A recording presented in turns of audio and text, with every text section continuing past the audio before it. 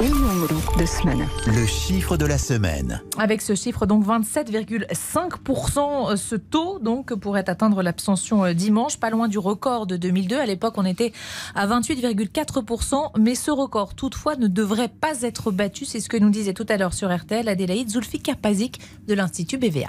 Ça peut être une façon de montrer une forme de colère aussi, non? Oui, certainement. Mais je ne trouve pas que ça soit surprenant parce qu'effectivement, depuis 2002, on voit que de plus en plus l'abstention n'arrête pas de Alors, monter. 2002, c'était un record. Après, ça avait remonté. Vous parlez des régionales, mais c'était pareil pour les municipales.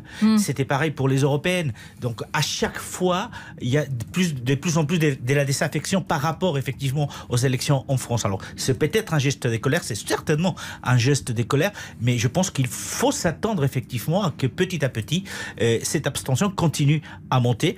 Côté espagnol, je pourrais vous dire que 30%, c'est plus ou moins l'abstention normale côté espagnol, mais il y a une grosse différence. C'est que nous, on n'a pas un double tour. Donc, on n'a pas le droit de se tromper. Et donc, on va au premier tour et il n'y a pas de rattrapage. En France, avec cette histoire de rattrapage, ben voilà, le rattrapage, parfois, c'est qu'on ne peut pas le rattraper. La solution aussi, ça pourrait être le vote blanc. Il est comptabilisé chez vous en Espagne? Alors, le vote blanc est comptabilisé en Espagne.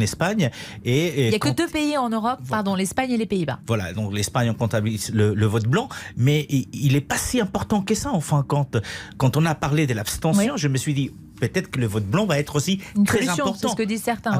Mais moi, j'étais très surpris parce qu'en fait, on dépasse pas. C'est rare qu'on dépasse le 1% des votes blancs du côté espagnol. Il est comptabilisé, il y a une incidence, mais ça représente grosso modo entre 0,79 et 1%, voire 1,2%. Ça représente 215 000, 220 000 personnes qui votent blanc.